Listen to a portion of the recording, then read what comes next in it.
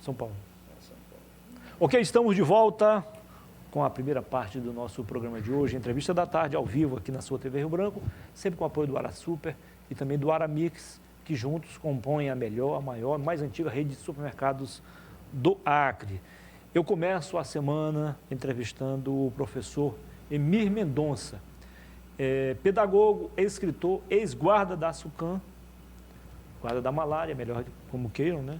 E foi também, por muitos anos, correspondente do jornal O Rio Branco, articulista também político do jornal O Rio Branco, lá em Brasília. De lá ele enviava as matérias, aí nos anos 90, final dos anos 80 e início dos anos 90, as últimas de Brasília para cá. Naquele tempo a comunicação era precária, né? Então era importante a participação do professor Emir Mendonça, direto de Brasília. Seja bem-vindo, professor. Sempre um prazer recebê-lo aqui. Fazia algum tempo que a gente não conversava. Pois é, né? Eu acho que a última vez foi um assunto, o senhor foi lançou o livro falando sobre a luta da sua filha contra o câncer. Eu escrevi 2 livros, Em Memória de Minha Filha Eve, O Câncer Sim, Venceu foi o esse Corpo, que a gente... Mas Não Espírito da Guerreira, tem um caráter Sim. espiritual nisso aí também. E Vítimas do DDT, um caso real dos colegas que já morreram, né, e sequelados. Né, inclusive, isso é um trabalho que a gente está numa grande luta junto ao Congresso Nacional, através da PEC 101, que...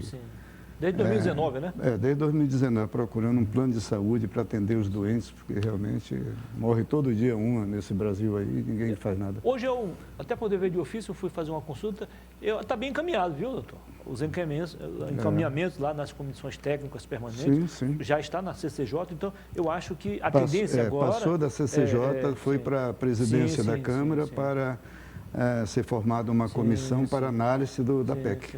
Né? Eu acho que o mais difícil já passou. Mas, assim, porque acreditamos que em plenário dificilmente alguém vai se opor. Né? Dificilmente. Mas a luta é grande para ser aprovada, até porque os guardas da SUCAM, que usaram o DDT, né? Todos ficaram sequelados, inclusive eu. Né? Eu, inclusive, recebi ação judicial, estou no processo também.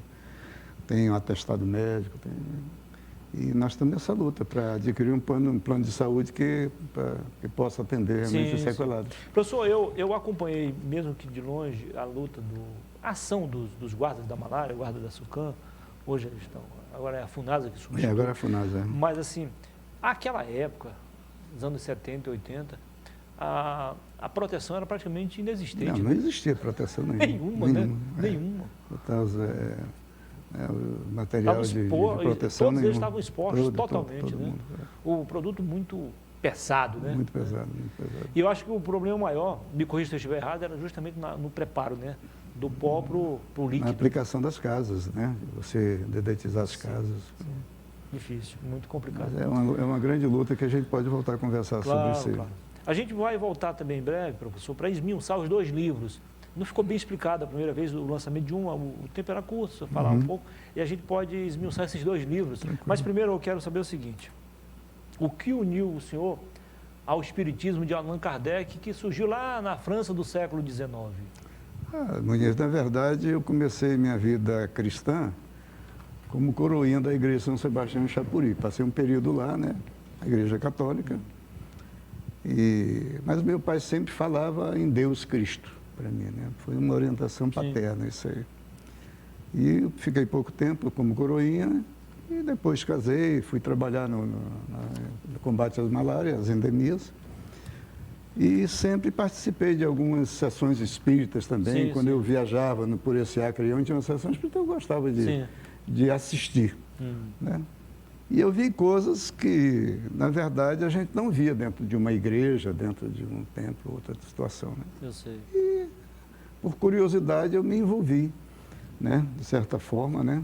Buscando conhecimento.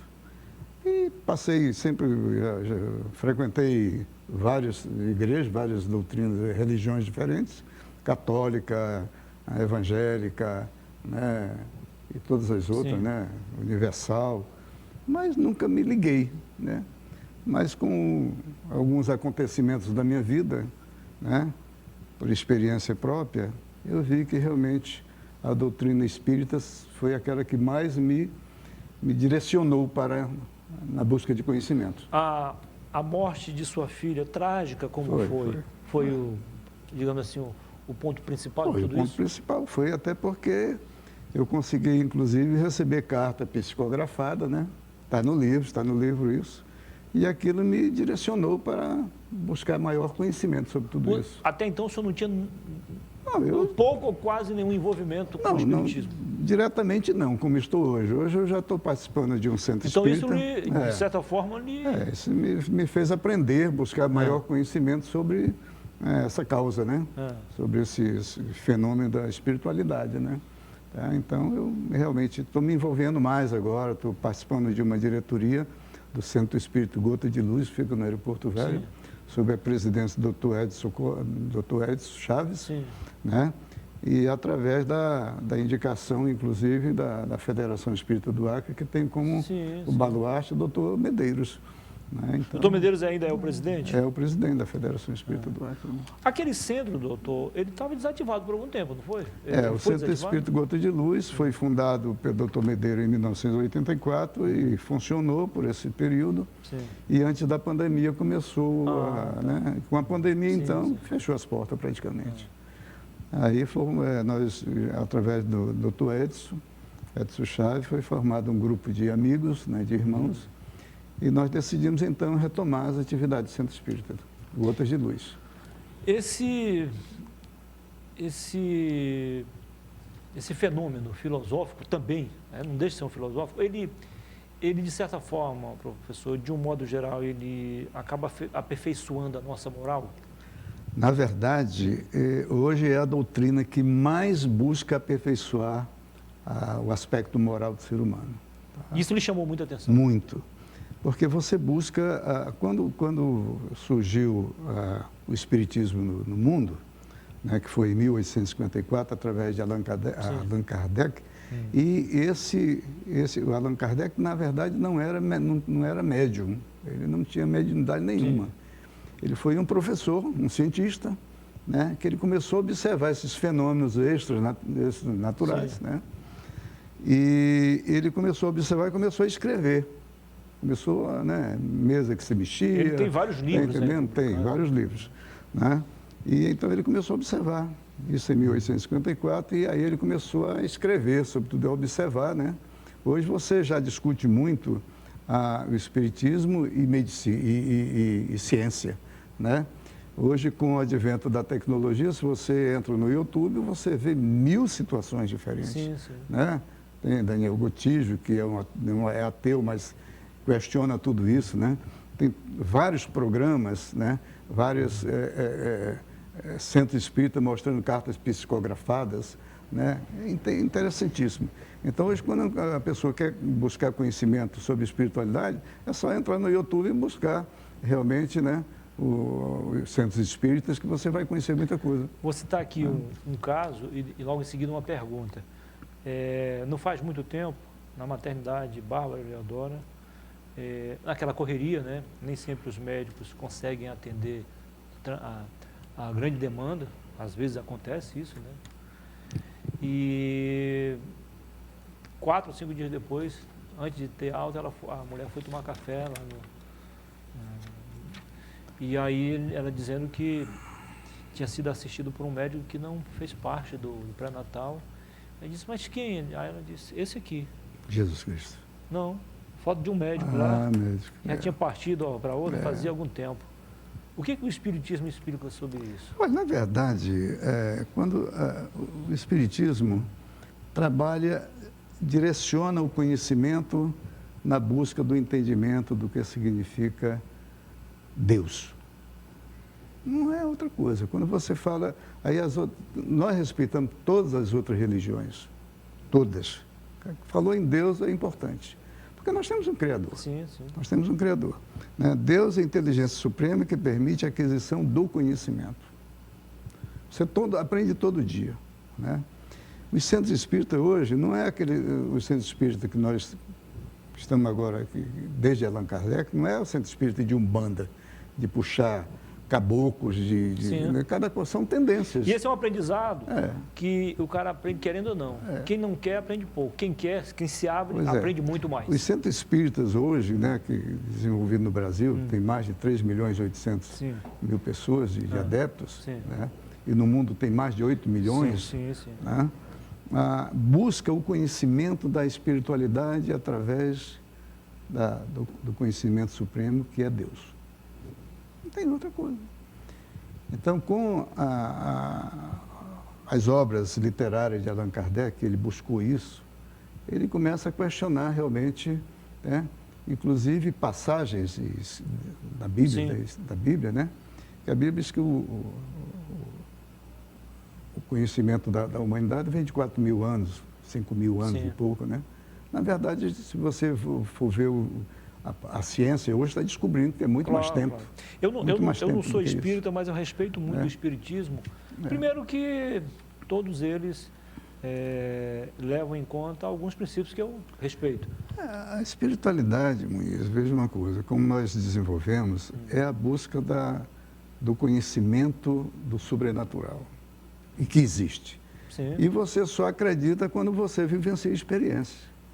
Como é que você pode imaginar que uma criança recém-nascida, né, jogada dentro de uma sacola, de um saco plástico, dentro de um açude, se salva, sobrevive? E várias outras situações. Como você explicar a um médium, né, uma senhora, uma entidade incorporar numa senhora e passar mensagem para você? Né? Como você pode discutir a passagem de Chico Xavier, que escreveu psicografado mais de 400 obras espíritas? Como explicar tudo isso? Muito complicado. Inclusive, ontem eu estava vendo uma reportagem que 2 grandes jornalistas brasileiros foram duvidar de Chico Xavier, né? E foram mudar os nomes dele, né? E para tentar enganá-lo. Não né? conseguiram. Chico Xavier fez uma oferta de um livro para ele, para os dois, né? Eles tinham dado nomes errados, só que quando o cidadão chegou no Rio de Janeiro, os 2 jornalistas, né? Esperto carioca, né? Chegou no Rio, foi abrir o livro, tinha né, a dedicatória, estava no nome próprio deles. Eles ficaram sem entender, né? Quer dizer, é impressionante, né? Os fenômenos das chamadas mesas girantes podem explicar isso? Podem? Na verdade é o seguinte, a espiritualidade, existe o processo, hoje se discute o processo de reencarnação, né? Quando Jesus Cristo veio ao mundo, veio como Espírito, né? Como Filho de Deus. Sim. Veio encarnado, nasceu do ser humano, né? E passou para outra vida como Espírito. E apareceu para os apóstolos. E você começa a perguntar, por que isso? Isso veio, né? Deus é soberano em tudo, né? Deus nos mostra... Não vamos confundir alma com espírito, gente. Há uma diferença. Não, a alma da materialidade humana, né? O espírito é quando você desencarna, né? Esse é que é o lado da questão, né? Isso ninguém vai discutir com o evangélico, cada qual tem sua tendência que é respeitável. Sim, né? claro. Nós temos que respeitar. A minha filha, antes de morrer, disse, pai, a gente não pode discutir futebol, religião e política. Tem sempre alguém machucado. Porque sai sempre alguém machucado disso. Tanto que essa frase eu botei, está lá na praça, que é a praça lá do Xavier Maia, que pegou o nome dela, né? Está no pensamento dela. E era muito inteligente e comentava isso aí, né? Ela era mais velha ou não? Não, era mais nova. Era mais nova. Foi embora com 22 anos. E a partir dali eu recebi uma carta psicografada da minha irmã, que tinha falecido 6 meses antes. Está no livro essa carta psicografada. E como é que eu vou negar uma coisa dessa? Né? Baixou lá no Centro Espírita em São Paulo, né? Psicografou a carta através de um médium e a carta eu recebi em mãos, encaminhada através de... Quer dizer, você vai explicar isso como? Que a pessoa, né? E aí vai. Amigo, se você não está acreditando no professor Emir, você tem o direito de não acreditar. É só pesquisar que você vai ver a verdade verdadeira. Naturalmente, a gente não está aqui para fazer a cabeça de ninguém, né? Quando você fala em religião, em doutrina religiosa, cada qual segue aquilo que você mais se sente bem, né? Claro. Eu, por exemplo, aderi agora, estou participando de uma diretoria da Centro Espírita Gota de Luz, né? No Acre existe a Federação Espírita, coordenada pelo Dr. Medeiros. Existem mais vários bairros. O centro está vinculado à federação? Tá, sim, está vinculado. Todos pertencem à federação. Existem no Acre 8 centros espíritas, né? Na Cidade Nova, na 6 de agosto, Sim. Calafate, no Bosque, Tancredo Neves. Então existe em Cruzeiro do Sul, em Plácio de Castro, né? E no Brasil existem centenas de centros espíritas, né? Muito forte. Eu estive, inclusive, quando eu fui a última vez que fui a São Paulo para o tratamento de saúde, eu tive a oportunidade de visitar o centro espírita que foi psicografada a carta para mim. Legal. De minha irmã, comentando o recebimento de minha filha Evelyn. Está no livro isso aí. Muito bom. Agora, como é que eu vou duvidar de uma coisa Não, dessa? não tem como. E pelas experiências vivenciadas que eu tive, eu não deixei de duvidar. Sim, disso claro, aí, tá? claro. Conversei aqui com o professor Emi Mendonça, professor, escritor, evidentemente pedagogo, ex-guarda da malária, que teve uma participação importante na saúde, na educação e também no meio ambiente. Né? Meio ambiente. Eu, graças a Deus, sou aposentado como professor pelo Estado e pelo IBAMA, né?